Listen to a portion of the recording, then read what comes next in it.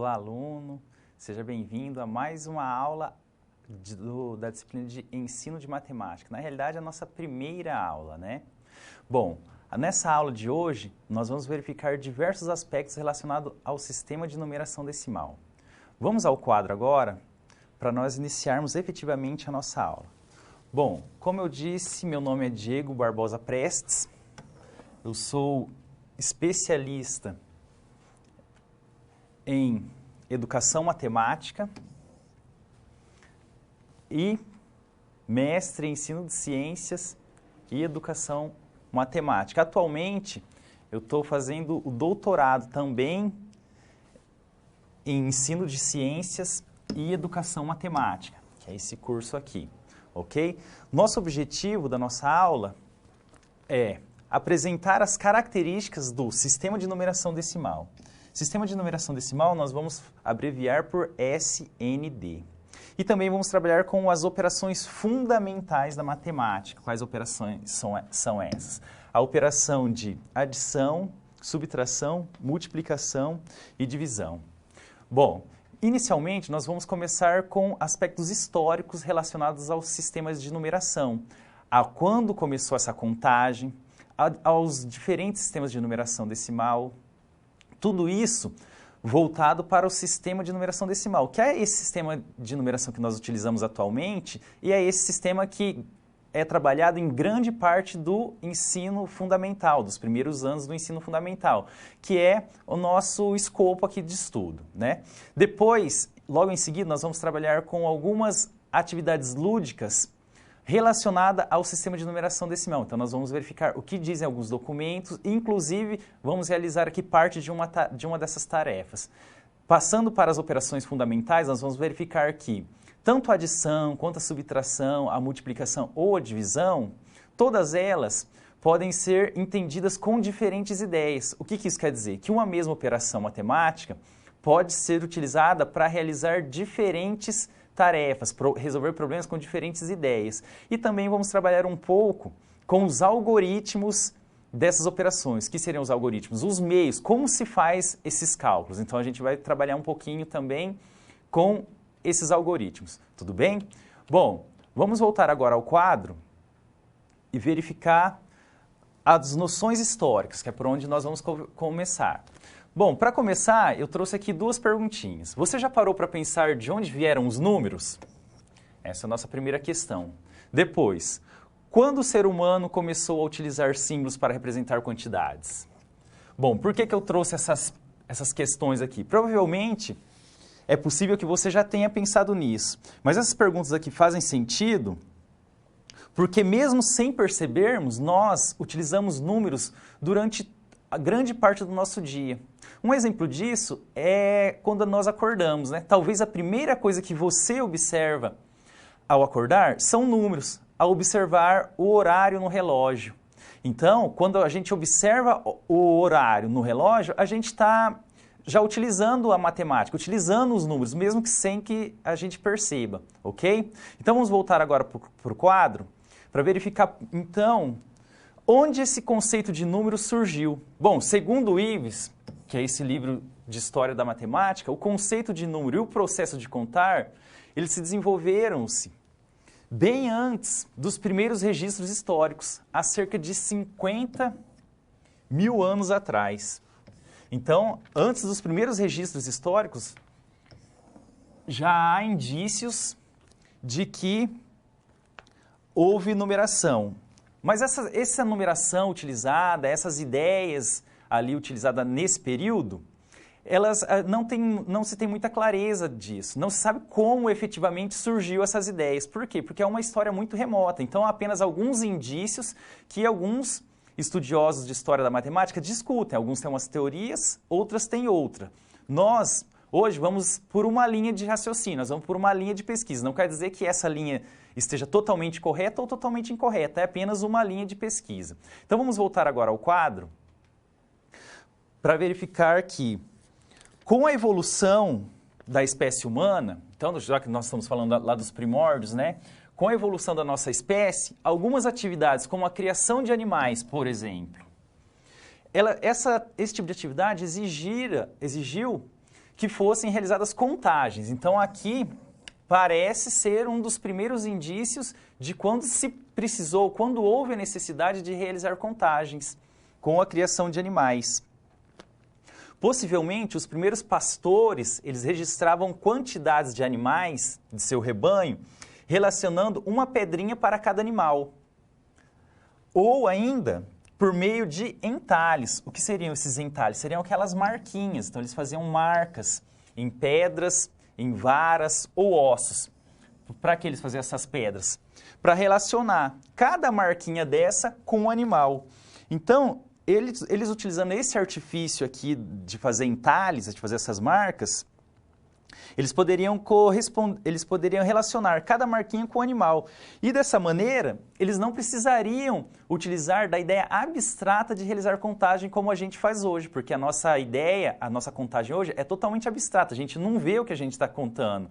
A gente imagina, então a gente observa quantidades e imagina determinados números para fazer essa contagem. Já nesse período, como era um período lá nos primórdios da humanidade, não era necessário essa abstração. Por quê? Porque eles conseguiam ver, eles viam as marcas relacionadas, as marquinhas que eles faziam nas pedras ou nos ossos, ou a quantidade de pedrinhas e relacionava com a quantidade de animais de seu rebanho. Então, essa abstração não existia nessa época, existia essa correlação, essa correspondência entre objetos de uma coleção, que seriam os rebanhos, e os objetos de outra coleção, que seriam as marquinhas, os entalhes ou a quantidade de pedras.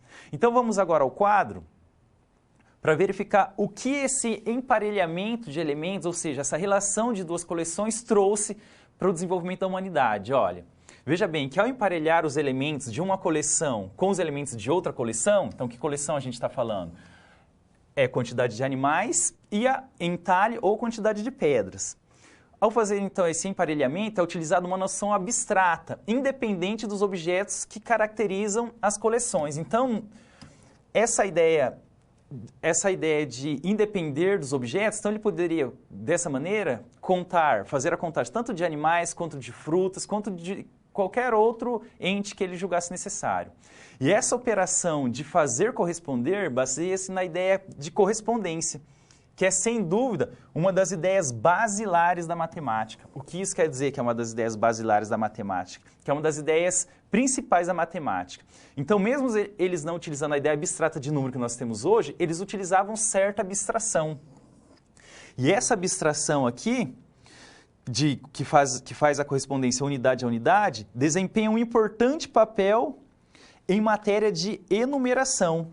Então, é essa abstração de relacionar os risquinhos daqui com os risquinhos de lá, tem uma certa abstração aí. E aí que reside uma das ideias principais da matemática, fazer corresponder. E daí, conforme foi desenvolvendo as civilizações, aí já começaram a ser construídas cidades, né? O pessoal foi se agrupando e foram surgindo as primeiras civilizações. E conforme foram surgindo as primeiras civilizações, essas civilizações sentiram a necessidade de construir sistemas de numeração. Então, em diversos povoados, em diversas civilizações, desde as mais remotas, algumas delas desenvolveram sistemas de numeração. Vamos agora ao quadro para verificar que, de acordo com esse historiador aqui, desse livro de História da Matemática, os primeiros sistemas numéricos, eles estavam relacionados com os entalhes, ou seja, eles estavam relacionados com aquelas marcas que nós vimos anteriormente. Por que eles estavam relacionados? Porque começaram sempre com uma série de marcas correspondendo uma a uma com os objetos contados. Sendo assim, 3 risquinhos ou 3 pontinhos, por exemplo, poderiam representar o numeral 3. Então, essas marcas aqui que correspondiam a esses numerais dão indícios de que as primeiras civilizações utilizavam as ideias lá dos primórdios, lá dos pastores primordiais, quando eles faziam essas marquinhas de entalhes. Um exemplo disso é que por volta de 3.400 anos antes de Cristo, os antigos egípcios, eles desenvolveram o seu sistema de numeração baseado, tudo leva a crer, baseado nesses entalhes. Vamos verificar no quadro como que é esse sistema de numeração romano, como que ele funcionava. Bom, esse sistema de numeração romano era chamado de hieroglifo. Esse sistema funcionava da seguinte maneira: eles tinham uma marca para cada unidade do 1 até o 9, que são essas marcas aqui que nós estamos vendo. Então, eles agrupavam a quantidade de marcas, representava o valor do numeral, do 1 até o 9. Aí, eles tinham um símbolo para o 10, um símbolo para o 100, um símbolo para o 1000, para o 10.000, para o 100.000 e para o 1 milhão.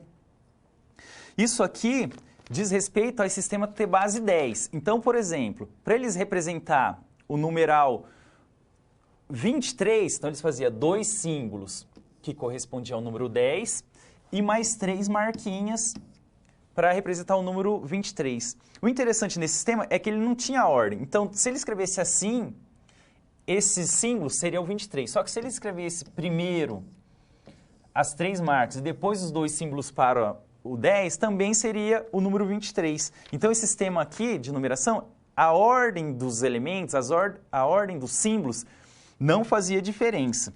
E para cada haste dessa aqui, tinha um nome. Então, as hastes, essas barrinhas aqui, que indica que esse sistema se baseou nos primeiros pastores, essas marquinhas se chamavam hastes. Já o símbolo, para representar o número 10, ele se chamava arco de sexto. Já o símbolo para o 100, ele se chamava pergaminho ou rolo de corda. O símbolo para o 1000 era a flor de lótus, para o 10.000 o dedo dobrado, para o 100.000 era o sapo ou o girino, e para o 1 milhão tínhamos o homem ajoelhado ou o homem espantado. Talvez essa ideia de homem espantado seja pela quantidade. 1 milhão, que naquele tempo, para eles, era uma quantidade muito elevada, né? Mas é claro, nós não temos apenas os egípcios que utilizou-se das ideias dos primeiros pastores. Temos também outro tipo de sistema de numeração. Vamos acompanhar no quadro qual era esse sistema de numeração. É o sistema de numeração romano. Então, o sistema de numeração romano, tudo leva a crer que ele também utilizou dessa ideia dos primeiros pastores de fazer das marcas, né? Então, esse sistema de numeração romano, os primeiros números eram representados por barras verticais, né? Então, aqui o 1, 2 e 3 era representado assim. Além disso, o sistema de numeração romano, ele tinha símbolos para alguns múltiplos de 5, que são esses múltiplos aqui, de 5, e alguns símbolos para os múltiplos de 10, que são esses daqui. Possivelmente, você já viu esses símbolos aqui da numeração romana, ou em relógio, por exemplo. É muito utilizado até hoje essa simbologia aqui, os símbolos romanos, né? Então, os algarismos romanos aqui, a gente também fala que ele teve indício nos primeiras marcas, nos entalhes. Então, há indício. Então, note, olha, a gente começou lá nos primórdios da história, quando o homem precisou fazer as contagens. Depois, com as civilizações, diversos povos começaram a desenvolver seus próprios sistemas de numeração, como eu apresentei 2 aqui, mas é claro que existem outros, como o sistema de numeração dos maias, dos babilônicos e assim por diante. Mas se a gente vai trabalhar no ensino fundamental com o sistema de numeração decimal, para que então que a gente tem que ver, para que a gente tem que aprender, para que a gente tem que saber desses outros sistemas de numeração? Vamos verificar no quadro o que dizem alguns autores a respeito dessa vertente. Então, de acordo com esse autor, Vertuan, conhecer diferentes sistemas de numeração inventados pelo homem no decorrer da história é reconhecer que a matemática que hoje ensinamos é também um produto social, um produto histórico e um produto cultural, construído pelos homens diante de suas necessidades. Então, aqui é importante a gente fazer um momento de reflexão para pensar, né? Por que a gente aprende o sistema de numeração romano, egípcio? Bom, a gente tem que parar e pensar que a matemática ela é um construto humano, ou seja, foi construído pelos homens. Mas por que foi construído pelos homens? Por causa das suas necessidades. É claro que nem todas as suas necessidades estão relacionadas ao mundo real. Existem essas necessidades dentro da própria matemática. Então, essa matemática mais avançada foi desenvolvida para resolver problemas dentro da própria matemática. Mas é importante que a gente saiba que diversos povos contribuíram para o desenvolvimento da matemática, diversas culturas, e esse processo de construção levou milhares e milhares de anos até chegar à matemática que nós conhecemos hoje. Ou seja, é um produto social, cultural da humanidade. Tudo bem? Agora, vamos para a nossa primeira questão de reflexão, relacionada ao que nós acabamos de ver.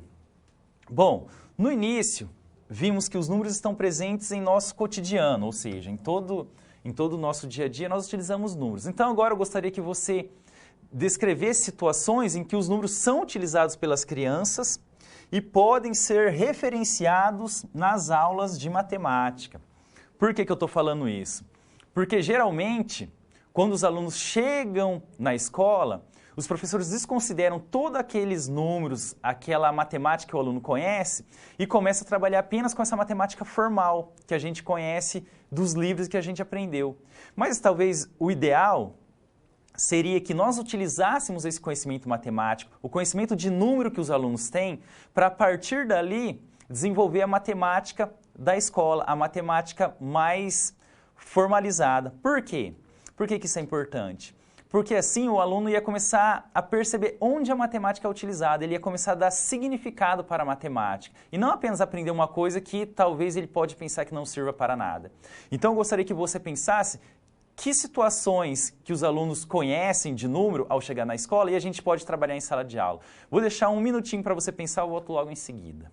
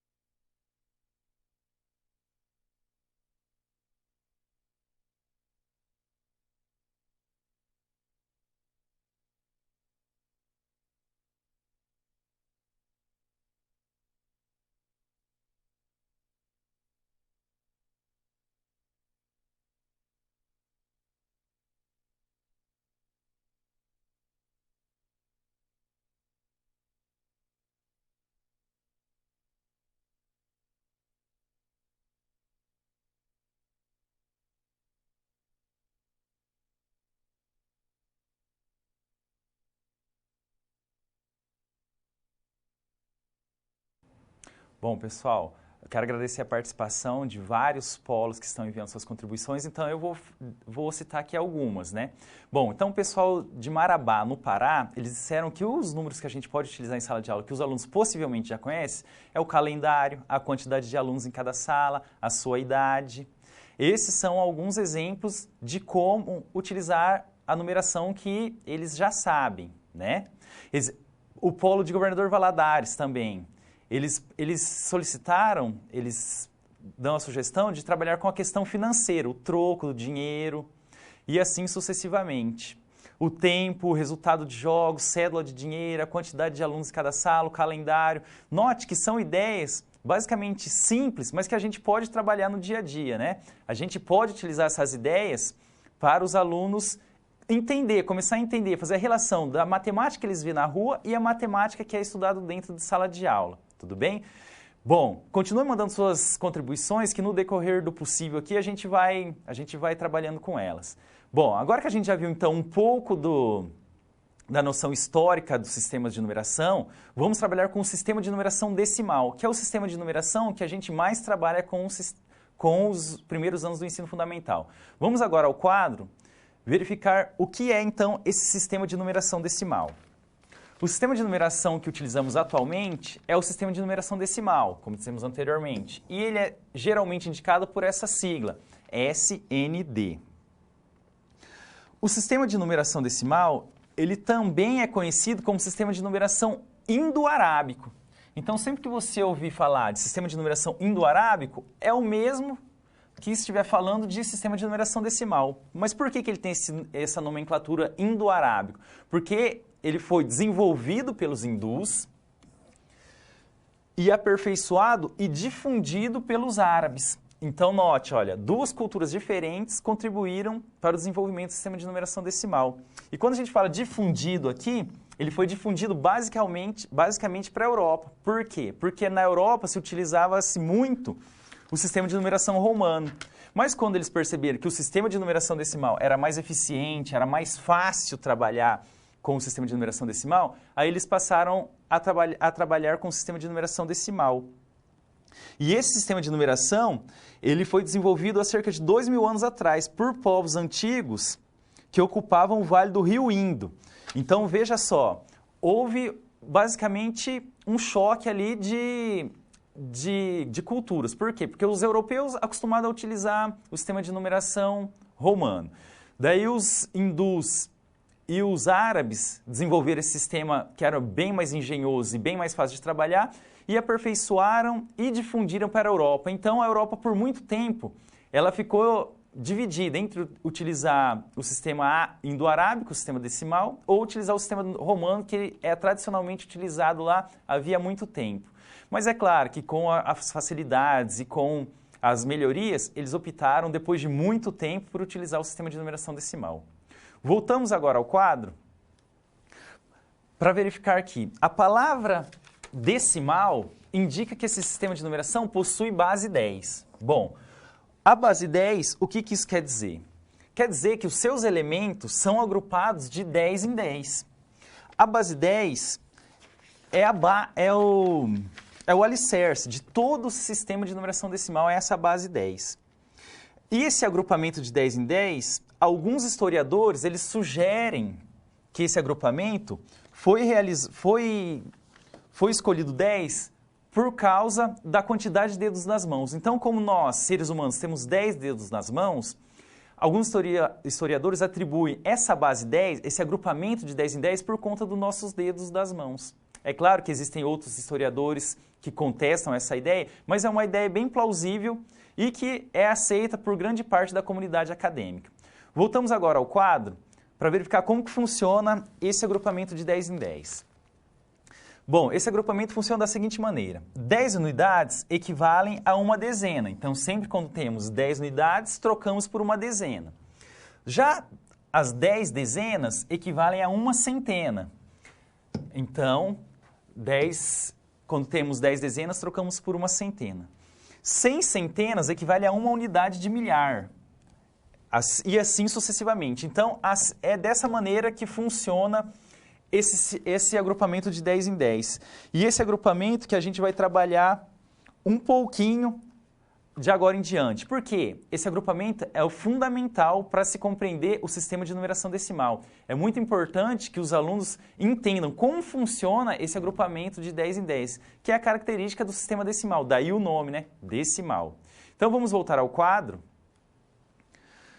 E note que o sistema de numeração decimal ele possui apenas 10 símbolos, que são os símbolos que nós conhecemos, o 0, 1, o 2, o 3, o 4, o 5, o 6, o 7, o 8 e o 9. E esses símbolos, eles são chamados de algarismos. Mas por que ele é chamado de algarismo? Ele é chamado de algarismo porque o matemático e astrônomo Al-Khwarizmi, ele traduziu textos dos indo-arábicos, ele traduziu o texto do povo hindu para o árabe, e depois do árabe para o latim, e difundiu na Europa. Então, o pessoal da Europa, quando observou esse trabalho dele a respeito do sistema de numeração decimal, começaram a falar, nossa, é o número de Al-Khwarizmi, é o número de Al-Khwarizmi. E de acordo com as traduções, que uma língua era diferente da outra, esse sistema de numeração ficou conhecido como algarismo. Então, sempre quando a pessoa se relacionava a esses números, eles falaram algarismo. Então, ficou algarismo mesmo. Por isso que essa palavra é em homenagem a esse matemático Al-Khwarizmi. Tudo bem? Vamos voltar ao quadro e ver, para a gente ter noção que com esses 10 algarismos aqui, é possível representar qualquer número do sistema de numeração. E ao representar um número, a gente tem um numeral. Bom, se a gente já viu o que é algarismo, a gente já viu o que é numeral. Então, o que é número, afinal de contas? Número é apenas uma ideia. Isso aqui é muito importante. É claro que você não precisa chegar lá na sua futura sala do 1º ao 5º ano e dizer para os alunos tudo isso que a gente está vendo aqui. Mas é importante que você saiba. Então, funciona dessa maneira. Todo símbolo para representar número, ele é chamado de algarismo. Quando a gente utiliza os símbolos para representar um número, ou a gente fala um número, a gente está se referindo a um numeral. E o que é o número? O número é apenas uma ideia. Então, quando a gente pensa em alguma quantidade, em algum elemento que pode ser contado, a gente está pensando em número. Quando a gente registra ou fala, a gente está se referindo a um numeral. E algarismo é apenas os símbolos. Então, para ficar mais claro, número é ideia, algarismo é símbolo e numeral é a representação, seja ela falada ou escrita. Ok? Então, isso é para o seu conhecimento. Não é necessário que os alunos lá, os pequenininhos do 1º ao 5º ano, saibam disso, mas para você é interessante. Por quê? Porque se você lê um texto acadêmico, um texto científico, você pode encontrar essas palavras. Essas palavras não estão ali por acaso. Elas estão ali indicando um significado que é atribuído a ela.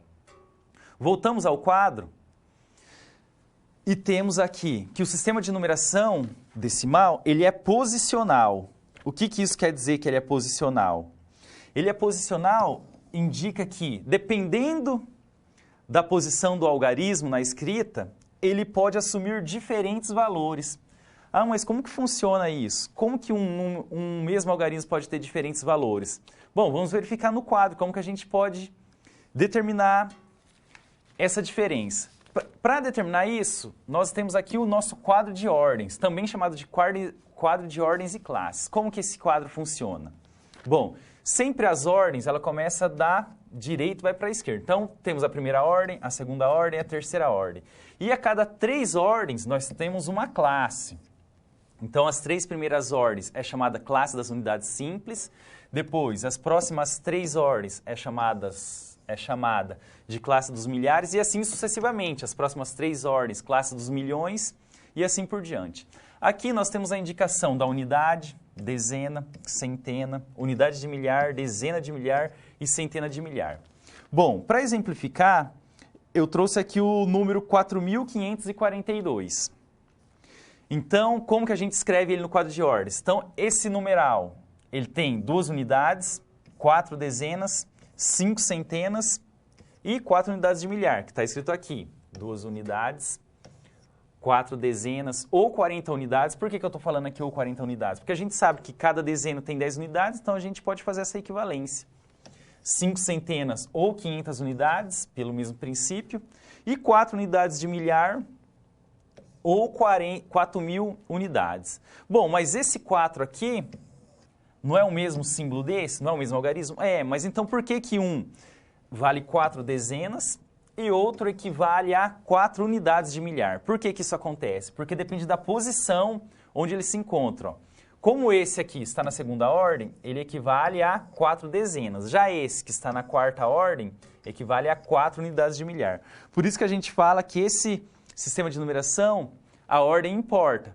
Lá no sistema de numeração egípcio, nós vimos que a ordem da escrita dos numerais, elas não importavam muito, mas aqui no sistema de numeração decimal, ela já importa e muito. E por que que eu trouxe esse quadro para vocês, o quadro de ordens? Porque é muito importante que você trabalhe com seus alunos com o quadro de ordens e classes. Porque esse quadro, ele é muito interessante, porque além dos alunos aprenderem qual ordem, qual classe em que cada algarismo se encontra, ele também auxilia os alunos na leitura, na escrita de um numeral e tem vários outros benefícios. Eles vão começando a perceber que os algarismos, dependendo da posição, ele vai ter diferente valor. Por quê? Já vai estar registrado ali na parte superior o que é unidade, o que é dezena, o que é centena, o que é unidade de milhar. Então, o trabalho com o quadro de ordens, ele é muito importante em matemática. E, principalmente nas séries iniciais, ele deve ser utilizado. Vamos agora ao quadro para verificar mais algumas características desse sistema. Por exemplo, o zero, ele indica a ausência de quantidade. E o zero também tem uma história curiosa a respeito do zero, porque ele foi o último algarismo a ser desenvolvido. Bom, mas aí você pode pensar, mas por que que ele foi o último?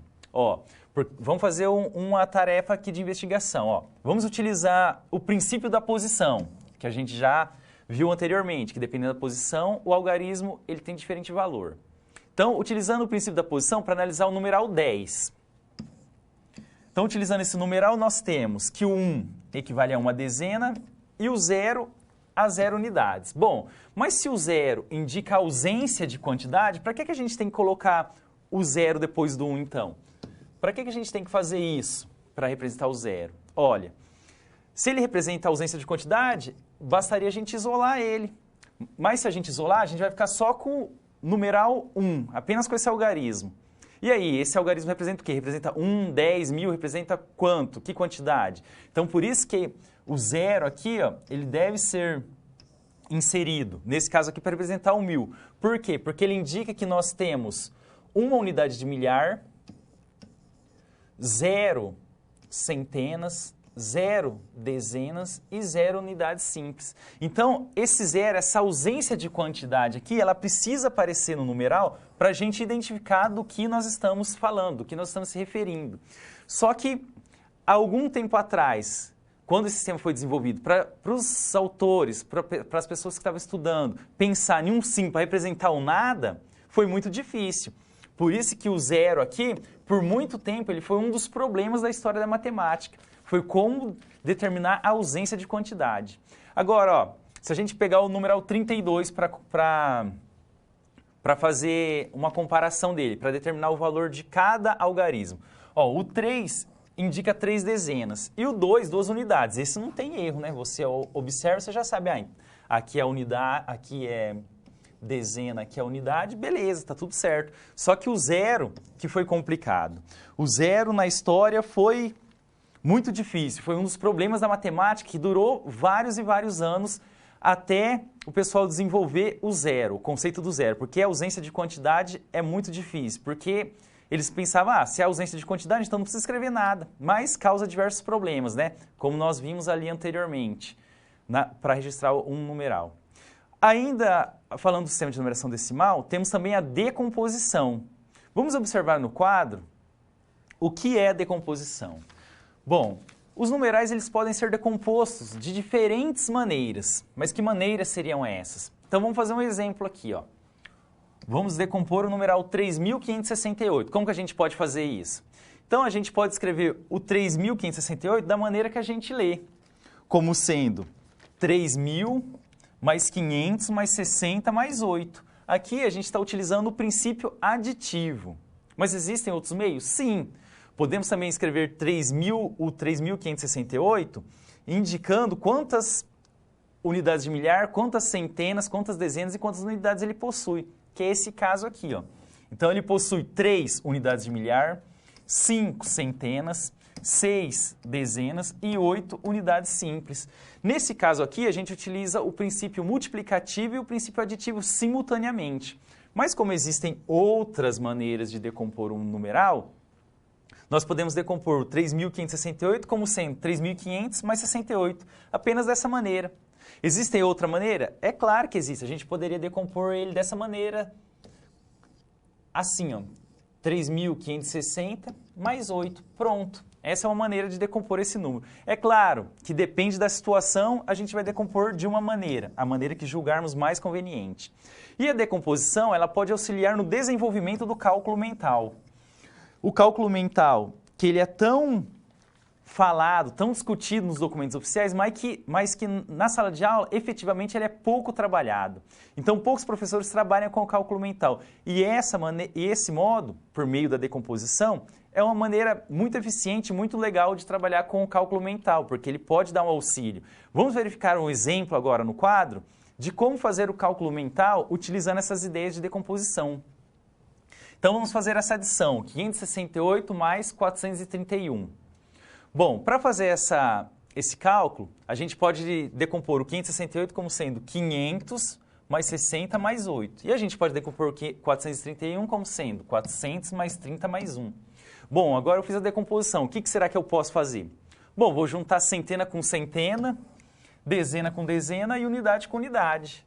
Ok, então adicionando as centenas, nós temos 900. Adicionando as dezenas, 90 e as unidades, 9. Adicionando essas parcelas, temos 999, ou seja, o resultado dessa adição aqui é 499. Mas como que ele pode ser utilizado como uma estratégia de cálculo mental? Bom, uma pessoa para fazer essa adição aqui, utilizando o cálculo mental, ela poderia pensar o seguinte: bom, eu sei que 500 mais 400 é 900. Eu sei que 60 mais 30 é 90. Eu sei que 8 mais 1 é 9. Ah, então 900 mais 90 mais 9 é igual a 999. E assim ele pode realizar esse cálculo mental. Existe só essa maneira? Não. Existem diversas outras, porque um numeral, como a gente viu anteriormente, pode ser decomposto de diversas maneiras. Então vamos agora ao quadro, que nós temos a nossa primeira atividade em sala. O que diz essa atividade? Essa atividade diz que, sabendo que a decomposição, a noção de decomposição é uma boa ferramenta para desenvolver estratégias de cálculo mental, pense em várias maneiras diferentes de calcular mentalmente 245 mais 56. Então agora eu gostaria que você pensasse em maneiras diferentes de calcular mentalmente aquela adição, utilizando a decomposição. Tudo bem? Então vou deixar um tempinho para você pensar, eu volto logo em seguida.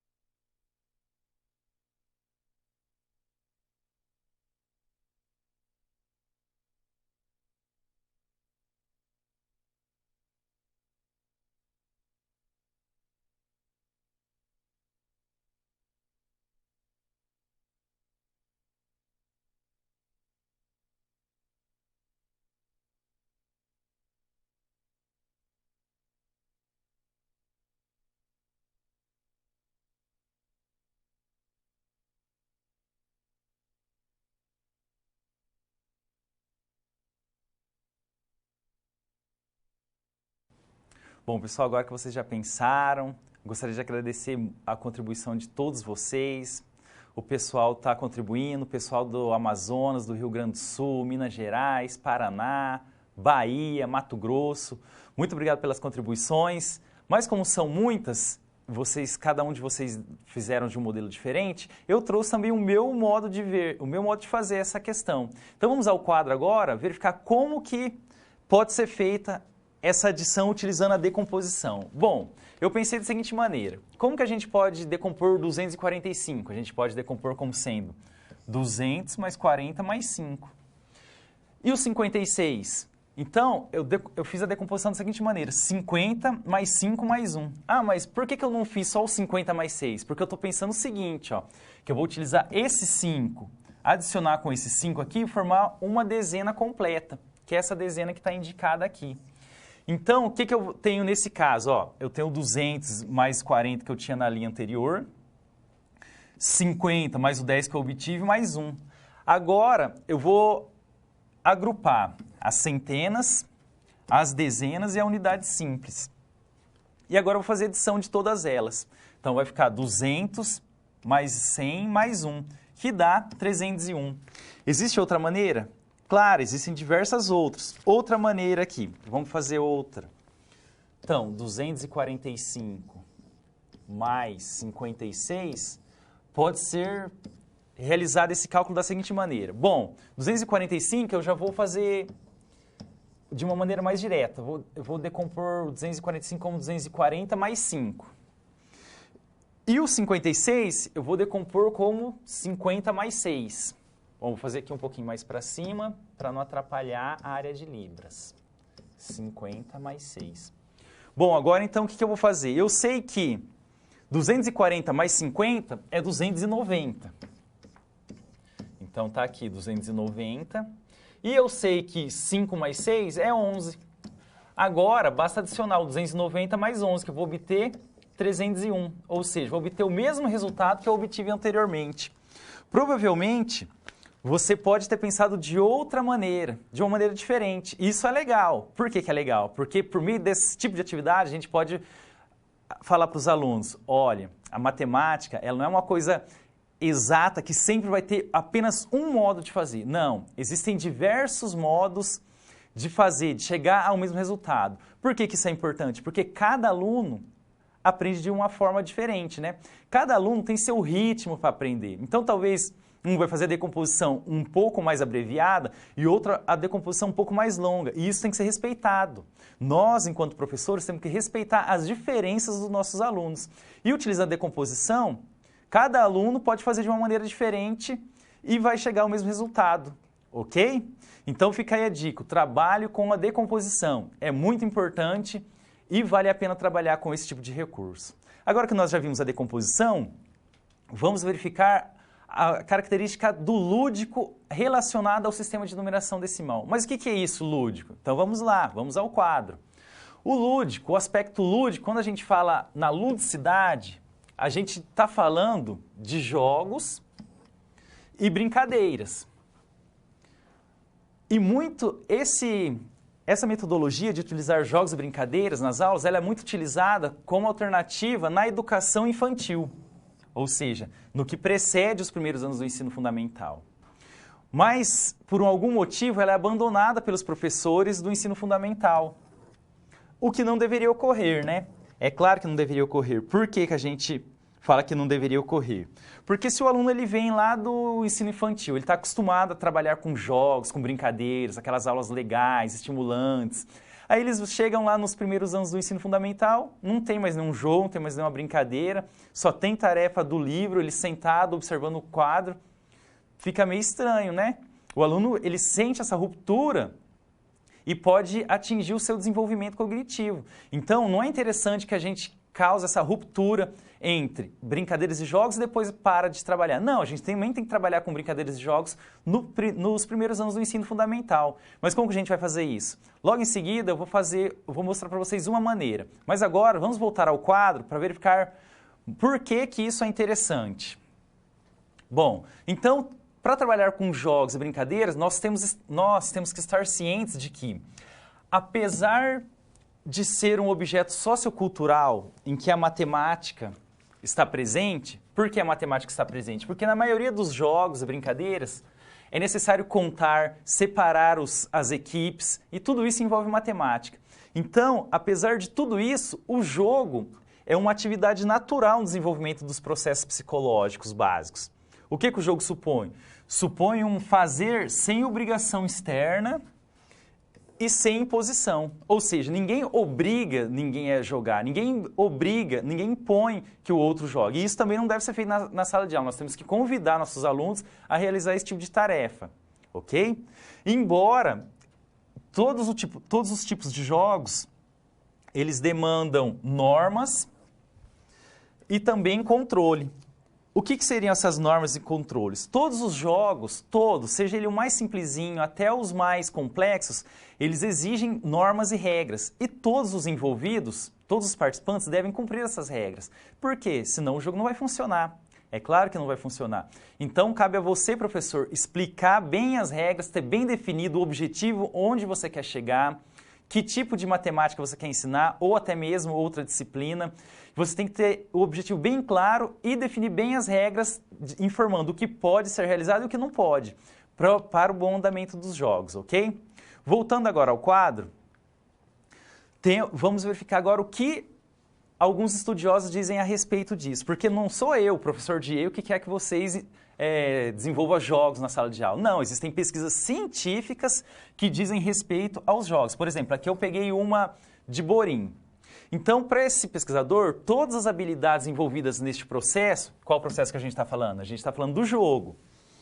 Todos os processos envolvidos nesse processo exigem tentar, observar, analisar, conjecturar, ou seja, fazer perguntas, se indagar, verificar, compõem o que chamamos de raciocínio lógico. Olha só a importância de realizar jogos. A gente vai estar trabalhando com o raciocínio lógico dos alunos, que é uma das prioridades no ensino de matemática e característica primordial no fazer ciência.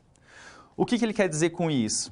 Porque, além de os alunos jogarem, desenvolver o raciocínio lógico, os alunos também vão desenvolver o principal para fazer ciência, que são as perguntas, as tentativas, as conjecturas, as observações. É assim que se faz ciência. Ninguém faz ciência, acorda num dia e fala, hoje eu vou inventar tal coisa, vai lá e está pronto. Não. Tudo isso exige a tentativa, o erro, as perguntas, a verificação, e todas essas características estão inclusas nos jogos. Olha só que benefício que os jogos podem trazer para o desenvolvimento dos nossos alunos, não é? Então agora, vamos verificar como realizar um tipo de jogo envolvendo o sistema de numeração decimal. Vamos agora ao quadro. Aqui eu trouxe um exemplo que é o jogo do Nunca 10. Mas por que será que eu pensei nesse Nunca 10, né? Já já nós vamos descobrir. A ideia é que cada participante, na sua vez, olha só a regrinha aqui, então cada participante tem sua vez de jogar. Ele lança 2 dados. Quais são esses dados? Pode ser esses dados simples, de 6 faces mesmo. E retira a quantidade de cubinhos correspondente à pontuação obtida com os dados. Quando a gente está falando aqui em cubinhos, eu estou falando dos cubinhos do material dourado. Depois, quando um participante obter 10 cubinhos, ele deve trocar por uma barra. Porque uma barra do material dourado corresponde a 10 cubinhos, ou seja, uma barra corresponde a uma dezena. Caso ele obtenha mais de 10 cubinhos, ele deve reservar o excedente para se juntar aos cubinhos obtidos na próxima rodada. E vence o jogo o participante que obter 10 placas. É claro que essas 10 placas aqui podem sofrer alterações, a gente pode fazer outras alterações. A gente pode determinar essa regra, vence quem obter uma placa primeiro. Mas então agora vamos na nossa câmera de documentos, que a gente vai verificar como que isso pode funcionar, como que a gente joga esse tipo de jogo. Bom, então a gente tem aqui o material dourado, que é composto pelos cubinhos. A gente tem esses cubinhos aqui, no nosso caso aqui é um material dourado de madeira, mas pode ser de outro material. Temos aqui as barras, em que cada barra corresponde a uma dezena. Temos a placa, que cada placa é composta por 10 barrinhas que compõem uma centena, e temos também o cubo maior, que é esse cubo aqui, que ele é formado por 10 placas, ou seja, uma unidade de milhar. Ok? Então, para o nosso jogo, a gente precisa de 2 dados de 6 faces. Então, cada aluno, à sua vez, faz um lançamento. Por exemplo, aqui, nesse lançamento deu 8, né? A pontuação deu 8. Então, nós vamos separar aqui 8 cubinhos. Então, temos aqui 5, mais 3 aqui, 8. Aí, outro participante vai fazer a sua jogada. Na vez desse participante que obteve 8, ele vai fazer o lançamento novamente, vai obter 9 dessa vez. Então, ele vai pegar 9 cubinhos e vai juntar os cubinhos que ele já tinha. Então, vamos lá fazer essa junção. Então, nós temos aqui 5 cubinhos, mais 4, 9. Bom, agora, quantos cubinhos ele obteve no total, então? Porque o jogo é nunca 10, ou seja, os alunos não podem ficar com 10 peças de uma mesma natureza, ou seja, eles não podem ficar com 10 cubinhos. Então, eles vão pegar 10 cubinhos, vamos separar aqui, ó, 10 cubinhos, e vai trocar por uma barra. Então, na realidade, o que aconteceu aqui? Foi trocado 10 unidades por uma dezena. E assim sucessivamente. Assim ele vai continuar a jogar até quando ele obter 10 barras e trocar... Quando ele obter 10 barras, ele vai trocar por uma placa. Por quê? O que ele vai fazer nesse momento? Ele vai estar trocando 10 dezenas por uma centena. Ok? Então, é um jogo simples, é um jogo que esses materiais podem também ser alterados, a gente pode utilizar outro tipo de material, como tampinha de garrafa, como palito de sorvete e aquelas ligas elásticas para fazer os grupos. A gente pode utilizar diversos outros materiais. É um jogo fácil, é o jogo do nunca 10, que a regra é basicamente nenhum aluno pode ficar com 10 elementos da mesma natureza. Não pode ficar com 10 cubinhos, não pode ficar com 10 barras, 10 placas e assim sucessivamente. Mas o que esse jogo acarreta no ensino de matemática? Vamos verificar no quadro. Bom, por meio desse jogo, os alunos podem desenvolver o cálculo mental. Ah, mas como que ele vai desenvolver o cálculo mental? Bom, primeiro, ao observar o valor dos pontos obtidos com o dado, ele vai ter que fazer a adição. Então, possivelmente, ele não vai escrever esse cálculo, ele vai fazer mentalmente. Depois, ele vai ter que contar os cubinhos e agrupar. Então, ele pode desenvolver o cálculo mental. Essa palavra aqui é muito importante, porque a gente não garante que nenhum aluno vai aprender nada disso. Ele pode. Ele também pode desenvolver a composição numérica. Por quê? Porque ele vai ter que compor quantidades. Sempre, a cada lançamento, ele tem que compor quantidades. Também a associação de quantidades com símbolos. Por quê? Porque, de acordo com os símbolos que ele obtiver com o dado, ele vai ter que associar a quantidade de cubinho, né? Então, ele vai fazer essa associação. A comparação de quantidade e a construção da base 10. Essa construção da base 10, que é uma das características do sistema decimal, de numeração decimal, né? Então, veja quanta coisa que dá para ser desenvolvida por meio desse jogo relativamente simples, né? Que é o jogo do nunca 10. Bom, agora que a gente já conhece como funciona o jogo, quais são seus benefícios para a aprendizagem, eu tenho mais uma questão para reflexão para você. Bom, essa questão diz o seguinte: você conhece outro tipo de jogo que pode ser realizado para desenvolver características do sistema de numeração decimal? Se você conhecer, qual é esse jogo? Então agora, vamos deixar um tempinho para você pensar em outro tipo de jogo, pode ser um joguinho simples ou outro mais complexo, mas que esteja associado de alguma forma com o sistema de numeração decimal. Então, que tipo de jogo é esse? 1 minuto para você pensar, volto logo em seguida.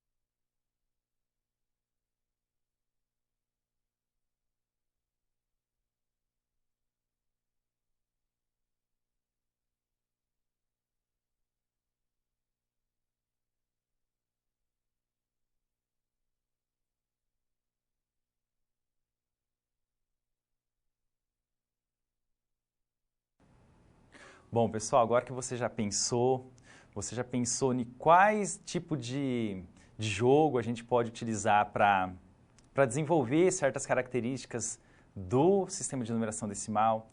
A gente teve o pessoal da Bahia, Minas Gerais, Rio Grande do Sul mandar suas contribuições.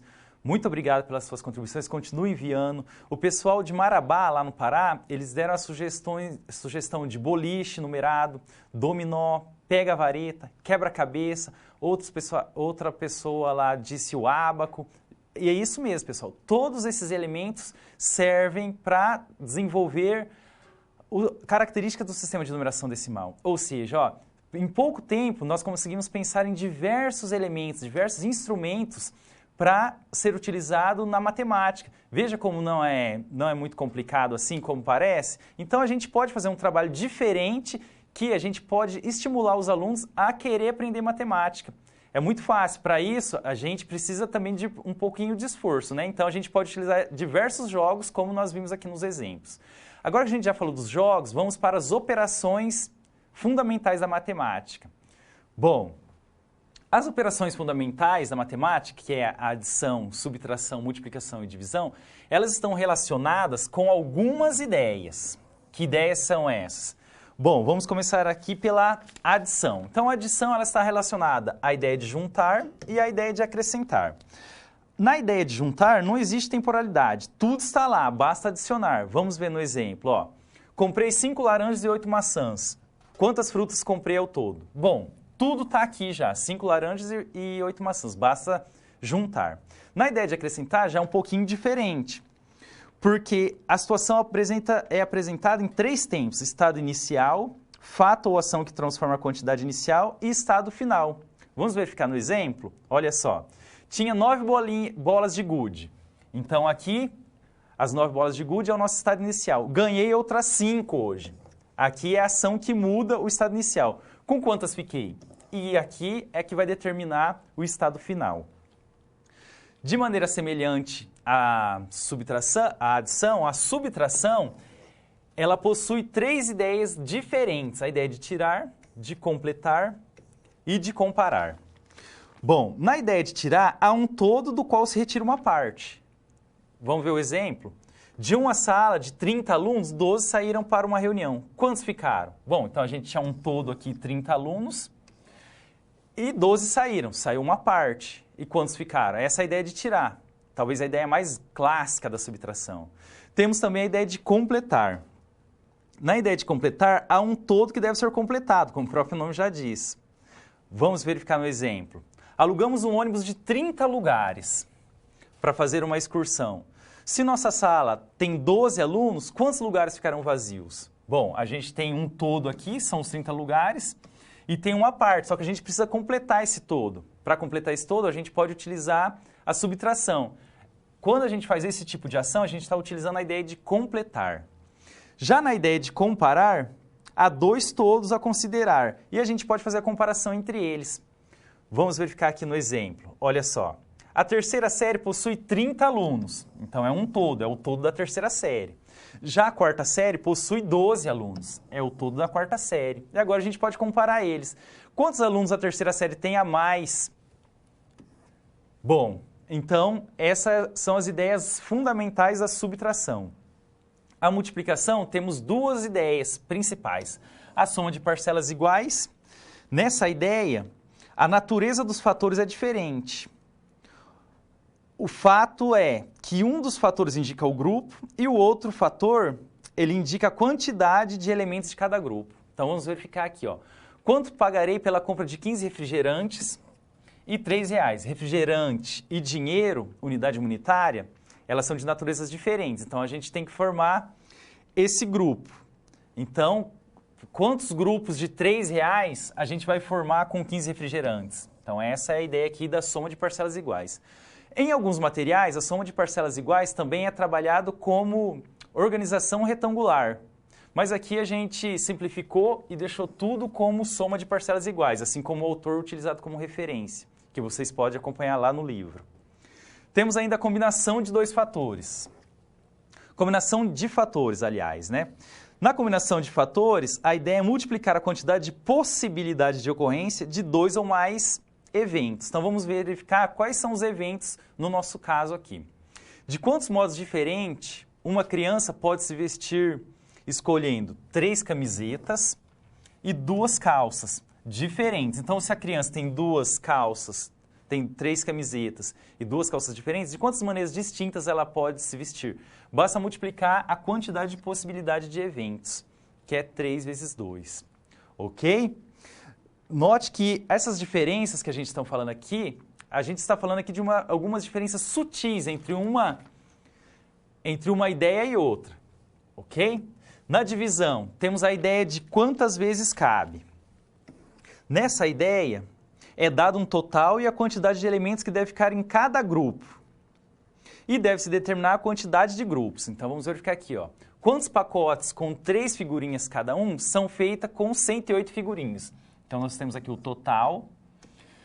E o total que deve ficar em cada grupo, que é 3 figurinhas. Basta determinar a quantidade de grupos. Já na ideia de distribuir, olha só, é um pouco mais sutil aqui a divisão. Na ideia de distribuir em partes iguais, é dado um todo e a quantidade de grupos. Deve-se obter a quantidade de elementos que deve ficar em cada grupo agora, ó. Distribuindo igualmente 108 figurinhas, está aqui o total de novo. Utilizei até o mesmo número para você verificar. Entre 3 crianças, quantas figurinhas recebe cada uma delas? Bom, aqui nós já temos o grupo, já temos a quantidade de grupos, que são 3, então a gente tem que dividir as 108 figurinhas em grupos de 3. Então, quantos elementos vai ter em cada um desses grupos, que no caso aqui está relacionado com criança? Essas são as ideias fundamentais da matemática, as ideias que estão relacionadas às operações fundamentais da matemática. Ideias essas que a gente trabalha com os alunos do 1º ao 5º ano. Dito isso, vamos para mais uma questão para reflexão. Na sua opinião, agora vamos lá. É com você, diante de tudo que falamos até agora a respeito das ideias das operações. Por que é importante apresentar aos alunos tarefas que envolvam diferentes ideias das operações matemáticas? Ou seja, por que isso é importante? Por que é importante trabalhar com essas ideias de adição, de multiplicação, subtração e divisão? Deve ter um sentido, né? Então, eu gostaria de saber de você. Por que isso é importante? Um tempo para você pensar, eu volto logo em seguida.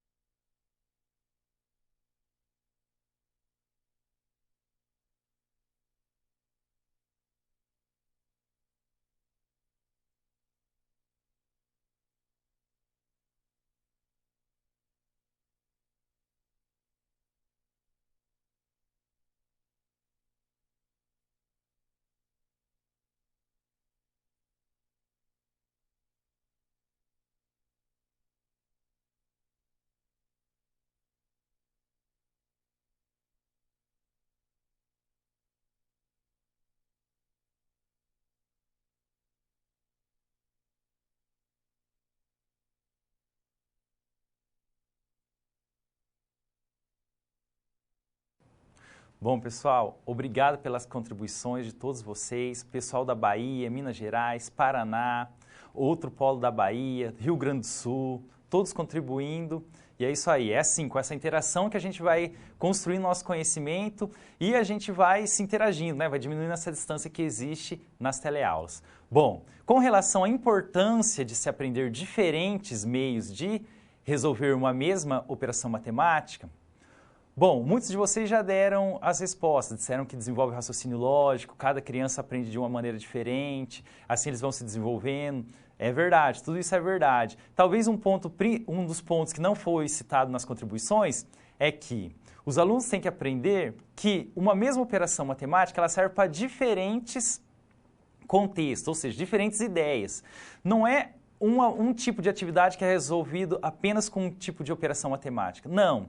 A gente viu aqui que existem diversos casos que uma mesma operação pode resolver o problema. Além disso, existem pesquisas científicas na área da educação matemática que dizem que grande parte dos alunos que não conseguem, tem dificuldade em resolver problemas matemáticos, eles têm essa dificuldade porque eles não conhecem diferentes problemas de uma mesma operação. Ou seja, eles imaginam que cada operação matemática é utilizada para resolver apenas um tipo de problema.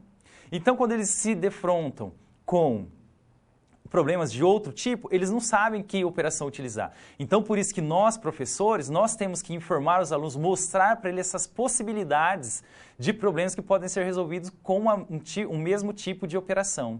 E assim, possivelmente, ele vai se defrontar com um problema e vai chegar a uma conclusão de que operação ele deve utilizar.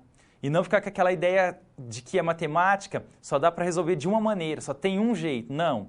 Existem diversos problemas que podem ser resolvidos com o mesmo tipo de operação. Tudo bem? Agora que nós já ouvimos as ideias principais das operações, vamos trabalhar um pouco com os algoritmos. O que é algoritmo? Algoritmo é o passo a passo de como executar, como resolver um cálculo numérico. Então vamos ao quadro, iniciar com o algoritmo da adição.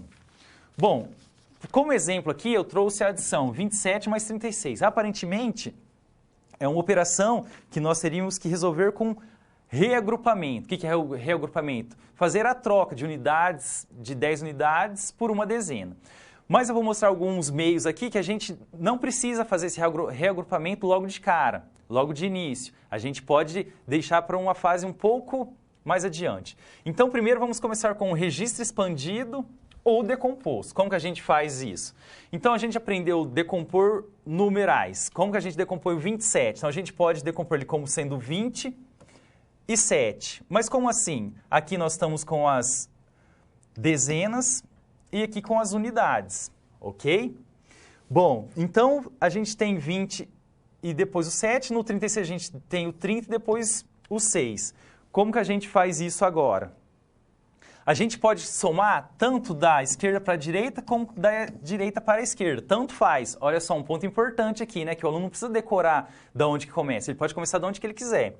Então, vamos começar desse sentido. Se ele somar 20 com 30, ele vai ter 50. Está aqui o 50. Se ele somar 7 com 6, vai ter o 13. Adicionando as duas parcelas, ele vai ter o resultado final. Ok. Mas ele também pode utilizar o princípio aditivo para fazer a decomposição. Então, decompondo o 27 dessa maneira e o 36 dessa maneira. Se ele começar, vamos começar daqui para lá agora. Esse caso aqui também, ele pode começar de qualquer lado, tanto daqui para lá como de lá para cá, ou seja, da direita para a esquerda ou da esquerda para a direita. Se ele adicionar o 7 mais 6, ele vai obter 13. Se ele adicionar 20 mais 30, 50. 50 mais 13 dá 63, mesma coisa. Note que nesse caso nós não trabalhamos com reagrupamento e nem trabalhamos com um sentido de realizar o cálculo. A gente pode realizar da maneira que a gente julgar mais conveniente. Outra maneira, o processo longo da adição. Como que funciona? No processo longo, a gente registra aqui os sinais da dezena e da unidade para facilitar a vida do aluno. Por quê? Porque, olha só, a gente pode começar a somar de qualquer lado. Nesse caso aqui, vamos começar a somar da esquerda para a direita. Então, se a gente adicionar 6 mais 7, a gente vai ter 13. Só que 13 eu não posso escrever aqui na coluna das unidades. Então, o que eu faço? Eu troco 10 unidades por uma dezena. Então, eu vou ficar com uma dezena e 3 unidades. Agora, adicionando 2 dezenas com 3 dezenas, nós vamos obter 5 dezenas. E quantas unidades? Nenhuma. Então, nós temos que registrar o zero, a ausência de quantidade. Realizando essa adição, obtemos o 63. Agora, fazendo o mesmo procedimento, só que agora da esquerda para a direita. Então, vamos lá. 2 dezenas mais 3 dezenas, 5 dezenas. E quantas unidades? Nenhuma. Então, temos que registrar aqui a ausência de quantidades. Agora, as unidades simples. 7 mais 6, 13. 13 é a mesma coisa que uma dezena e 3 unidades. Fazendo essa adição, obtemos o valor 63. Ainda temos o algoritmo convencional, que muitas vezes os professores já começam aqui no algoritmo convencional. E esse algoritmo aqui, ele é bem simplificado, ou seja, o aluno tem que imaginar diversos passos aqui. Por isso que é aconselhável a gente começar com os decompostos, com os expandidos, para depois chegar aqui no convencional. Olha só como que ele funciona. Necessariamente, ele tem que começar da direita para a esquerda. Então, começando das unidades. A ideia é a mesma, olha só. 7 mais 6, 13. O que a gente faz? A gente registra o 3 aqui na coluna das unidades e as 10 unidades a gente troca por uma dezena e já registra aqui na coluna das dezenas. Agora, adicionando todas as dezenas, a gente obtém 63. Note que nesse caso, é um caso que ele é muito simplificado. Então, aquela adição que deu 13, o aluno não registrou o 13. Ele já teve que fazer a troca de 10 unidades por uma dezena e registrar lá na coluna das dezenas. Ou seja, é bem simplificado aqui, ele tem que usar um pouco do raciocínio, ele tem que usar muito abstração aqui. Além disso, na hora de adicionar as dezenas, ele tem que imaginar que ele está adicionando dezenas e não fazendo 2 mais 3 no nosso caso aqui.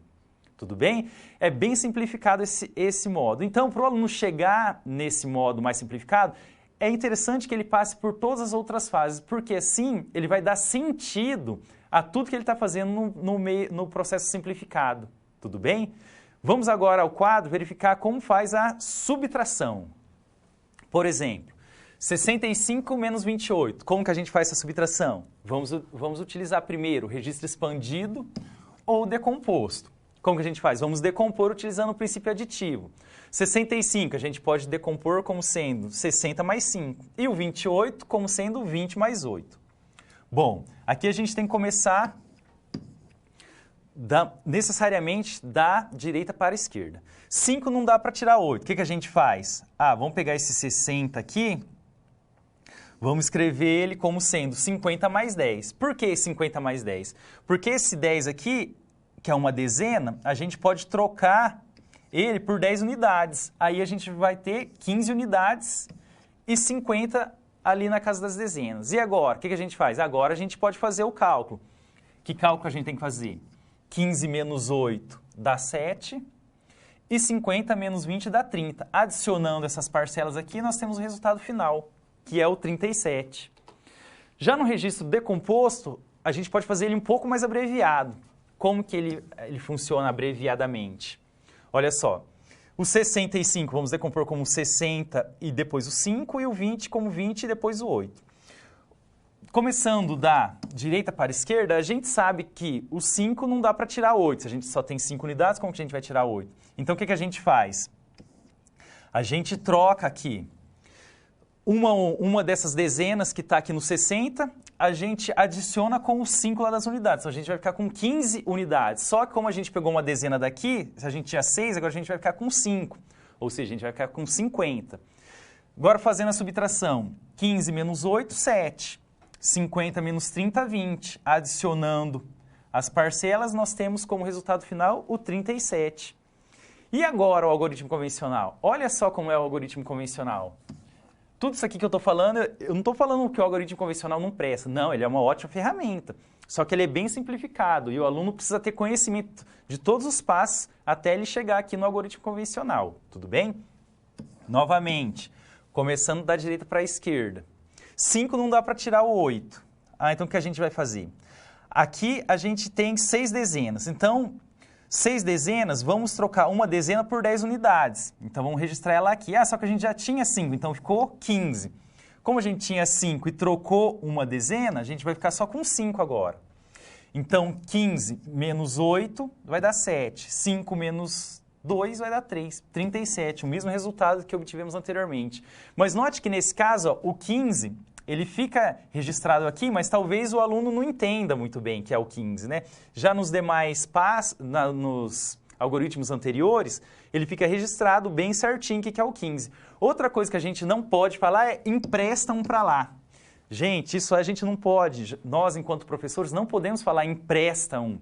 Por que não podemos falar? Porque quando a gente empresta algo para alguém, a gente tem que devolver, não é isso? Só que nesse caso, não. A gente empresta, mas não devolve. Isso é politicamente incorreto falar o empresta. O empresta a gente não pode falar de jeito nenhum. Nem o sobe um. Não tem sobe um. Faz a troca de dezena por unidade, tal.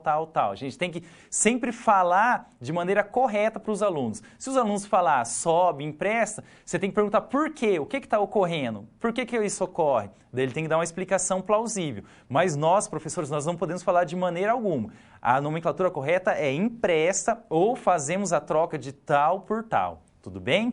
Lembre-se do politicamente incorreto, que eu tenho certeza que você nunca mais vai falar o empresta, se é que você já falou algum dia, né?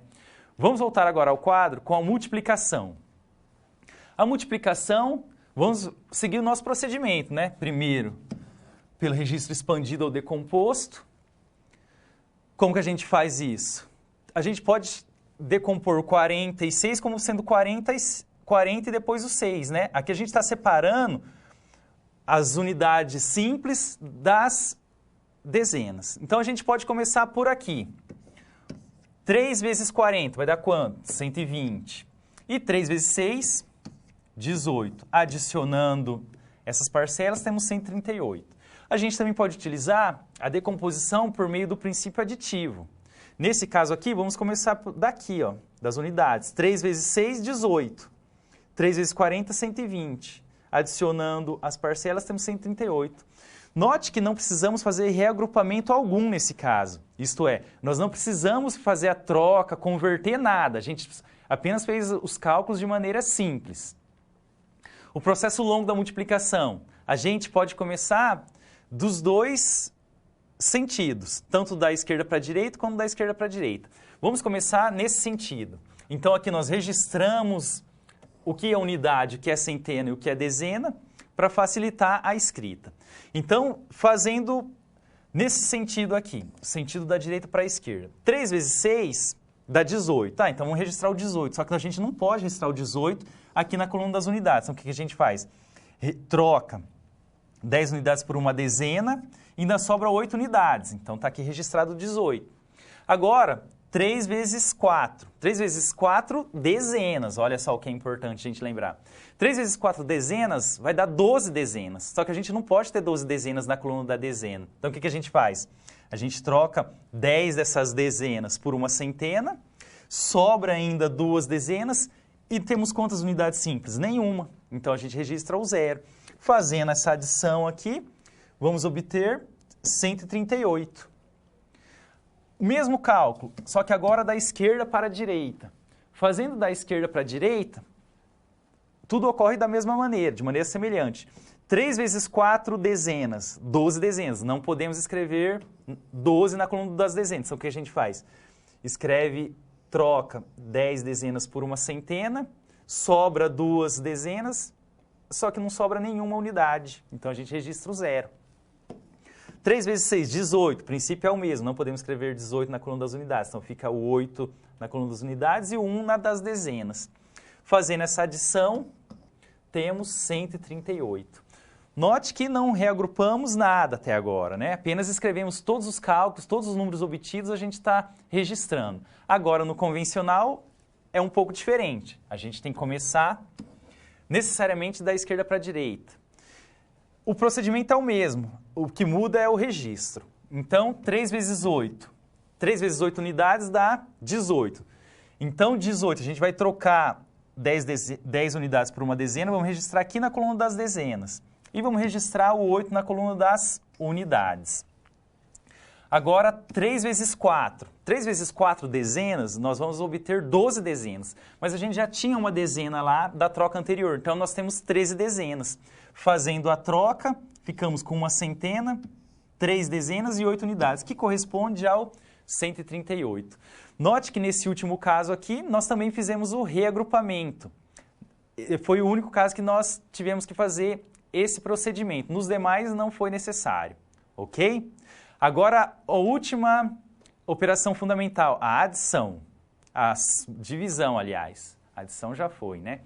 Dividindo, então, 23 por 25. A gente pode utilizar a ideia de quantas vezes cabe. Essa ideia aqui consiste no seguinte, a gente pode pensar quantas vezes o 23 cabe, o 5 cabe no 23. Como que a gente faz isso? A gente pode utilizar subtrações sucessivas. Então, a gente pega o dividendo e vai subtraindo o divisor. Como que a gente faz isso? 23 menos 5 dá 18. Subtrai de novo por 5, dá 13. Subtrai de novo por 5, dá 8. Subtrai de novo por 5, dá 3. Quantas vezes a gente fez essa subtração? A gente subtraiu uma vez, 2 vezes, 3 vezes, 4 vezes. Ou seja, o 5 cabe no 23 4 vezes e ainda sobra 3 unidades. Está o 3 ali como resto. Essa é a ideia do quantas vezes cabe. Também podemos fazer esse cálculo por meio de estimativa. Porque eu não sei quantas vezes o 5 cabe no 23. Então, eu vou supor, eu acho que cabe uma vez. Então, eu subtraio 5. Sobrou 18. Falar, mas eu subtraí 5, foi muito pouco. Eu vou subtrair 10 agora. Mas como que eu faço para subtrair 10? Eu imagino que o 5 cabe 2 vezes no 18. Então, eu subtraio 10. Me sobrou 8. Falei, agora, dentro do 8, eu sei que cabe mais uma vez o número 5. E daí a gente faz a subtração, sobra 3. O que isso quer dizer? Que o 5 cabe 4 vezes no 23, ainda sobra 3 unidades. Esse é um modo de fazer por estimativa. Então, o aluno não precisa saber exatamente quanto que é 23 dividido por 5. Ele pode fazer a estimativa e ir somando aqui os quocientes, os respectivos quocientes. Temos também o processo longo da divisão. O processo longo da divisão, a gente utiliza aqui a indicação de dezena e unidade, tanto no dividendo quanto no quociente. Então, fazendo essa divisão, dividindo 3 dezenas por 3, vai dar uma dezena para cada, a gente fazendo subtração, e ainda vai sobrar 2 dezenas. Mas a gente ainda tem 4 unidades, ou seja, a gente tem 2 dezenas e 4 unidades, que corresponde a 24 unidades. 24 unidades dividido por 3 dá 8 unidades para cada e não sobra nada. Ou seja, a divisão 54 dividido por 3 dá 18 e dá resto 0. Esse é o processo longo da divisão. Mas temos ainda o algoritmo convencional, também conhecido como algoritmo curto da divisão. Então, vamos fazer essa divisão, 54 dividido por 3, a mesma realizada anteriormente. Note que aqui só registramos a indicação de unidade de dezena no dividendo. 5 dividido por 3 dá 1. Agora a gente tem que pensar, se a gente colocou 1 aqui, 1 vezes 3 dá 3, 5 menos 3 dá 2. Sobrou 2 aqui. Mas 2 dezenas, só que a gente ainda tem 4 unidades. Então a gente tem 2 dezenas e 4 unidades, a gente tem 24. 24 dividido por 3 dá 8 e sobra 0. Então, a divisão 54 dividido por 3 dá 18. Note que nesse caso, a gente precisa fazer muitos cálculos. O aluno precisa fazer muito procedimento de modo abstrato. O que é modo abstrato? Ele não está vendo. Pois, ao mesmo tempo, ele tem que subtrair número, multiplicar número, adicionar número, mas todos esses números ele não está vendo. Ele não está enxergando que número que ele está fazendo isso, ele só está pensando, por isso que é de maneira abstrata, nesse processo curto. Então, o que é indicado? É indicado sempre iniciar lá pelo processo longo, pelo processo decomposto, para os alunos irem entendendo como que funciona esse algoritmo, até ele chegar nesse algoritmo simplificado. Porque você tem alguma dúvida que desde quando desenvolveram esses algoritmos foram desenvolvidos já do processo curto, já simplificado, que tem que fazer passo a passo e vai dar o resultado final? Não, foi toda uma construção ali e por meio de generalizações, o pessoal foi generalizando o processo longo, o processo decomposto, até chegar no algoritmo convencional que a gente tem hoje. E provavelmente você já viu professores do ensino fundamental 1, talvez você aprendeu dessa maneira, que já parte direto para o algoritmo de forma reduzida, o algoritmo convencional, o que não é muito indicado. Tudo bem? Então aqui eu apresentei algumas alternativas para você trabalhar em sala de aula. Você pode utilizar ou não, é apenas alternativas. É bom que você conheça. O interessante é que você conheça outros meios. Tudo bem? Bom, pessoal, nessa aula de hoje, você conferiu, a gente viu aqui juntos, né, a história do sistema de numeração decimal, a história da contagem, do desenvolvimento de alguns sistemas de numeração, a abordagem lúdica com o sistema de numeração decimal. Também vimos as operações fundamentais da matemática, as ideias associadas a essas operações. E, por último, vimos como trabalhar com os algoritmos, um modo passo a passo em que o professor pode ir fazendo algoritmos um diferente do outro até chegar no reduzido, que é o algoritmo esperado. Tudo bem? Bom, por hoje a nossa aula vai ficando por aqui. Espero que você tenha gostado. Procure mais, se você tiver alguma dúvida, manda sua mensagem no fórum de discussão, que a gente está lá disponível para te atender. Tem também esses assuntos mais detalhados no livro didático. Agora, basta você se dedicar, que eu tenho certeza que você vai se dar bem se você continuar com os estudos da maneira que deve ser. Tudo bem? Bom, pessoal, eu vou ficando por aqui. Um grande abraço e até logo.